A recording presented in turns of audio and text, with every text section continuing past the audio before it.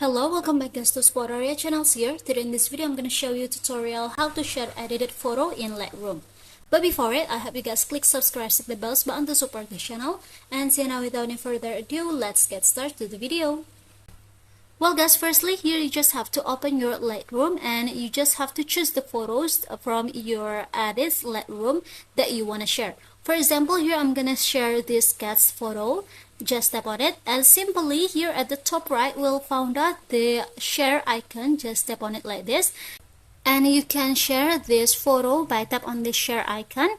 Now you can share to any contacts on your WhatsApp, or also here if you want to share it to other applications like TikTok, or here you can also share to Shopee, Pixar, Instagram, and etc. You just have to tap on this icon of the applications, guys. So if you open it for the application, you just have simply choose the contacts that you want to share this photo.